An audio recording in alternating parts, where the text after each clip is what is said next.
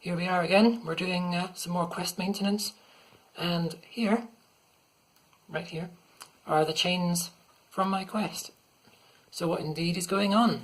Well, I did some measuring today, and we're at somewhere between 0.75 and 1% elongation. So this chain is knackered, and it's done 7,000 miles, almost. What I've also done is take out the idler. This is the plastic one that I got from the bike shop the other day. This is the one that's been making all the weird noises. It's a sort of, it's a clean but sort of plasticky rattling noise that it makes. And it's not the chain tube, because I already flared it when I installed it so long ago, when I had a slight accident with the original chain management system, which was made of zip ties, and my Quest chewed its chain tube. So, what have I been doing? Well, I've been putting the original idler back in. The original idler that I thought the bearings were worn out, and it turns out that the bearings are kind of okay, but actually they're moving in their little housing, or rather the housing is moving in the components of the idler. So I've put it back together and it's sort of behaving, and we have some shiny new chain in there. It's just regular SRAM 971. It's just kind of bog standard 9-speed chain. And there is the original idler. Now if I do the back pedally thing again, remember when it made all that noise before?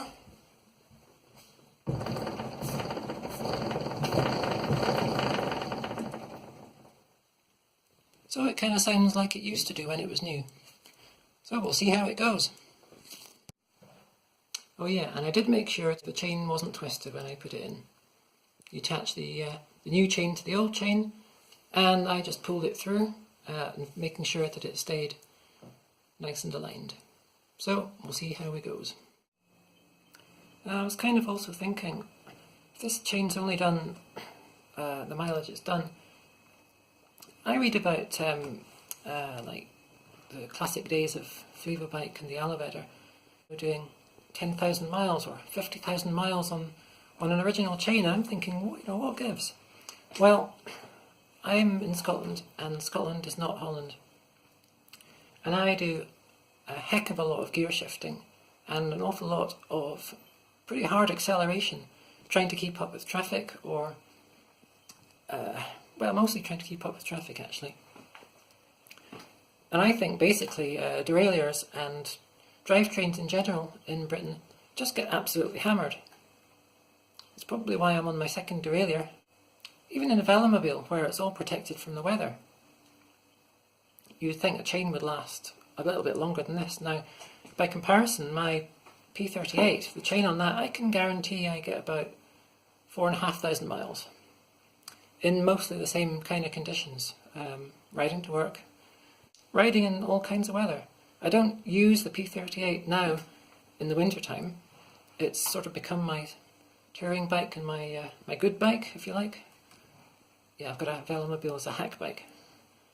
But the velo does get used in the really crappy weather.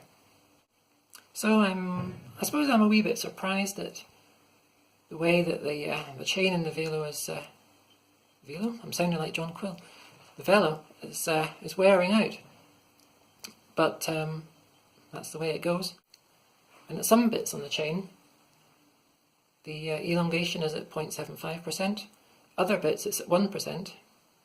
And other bits again is not even at 0.7%. So I don't know whether this rinky-dink KMC super lightweight chain is all it's cracked up to be, quite honest. I think the SRAM chains last pretty well. That's what I generally buy. Well, here's the new chain and the new old idler. And I can hear the usual repetitive ticking of the Ginkgo idler as I pedal. Yeah, I may have to replace it after all. But the new chain sounds sweet.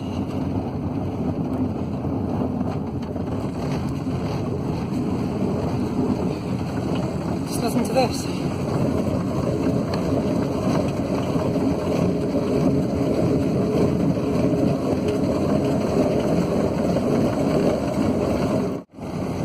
Well, here we are on the nice quiet bit of my commute, and the new drivetrain, well I say new, it's a new chain.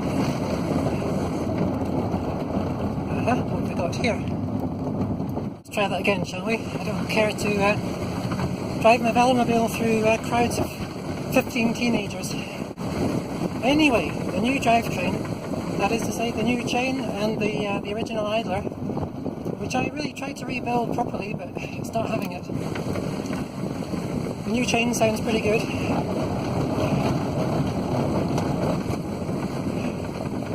And the idler is making its usual noises. Tick, tick, tick, tick, tick. And this is the old railway, which would be nice if they converted it into a cycle path. They've done it in elsewhere. This would be a really good rails to trails kind of place. I also put the new tyres on, Maxxis DTH 44406, ostensibly a BMX tyre, but seems to be quite highly rated. Certainly a more comfortable ride than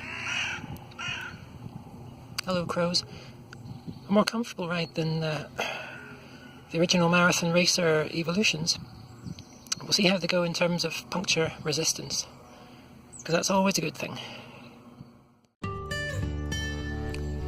And this is the kind of view I have when I'm coming home. There are hills, lots of insects, lots of grass, lots of trees. Isn't it nice?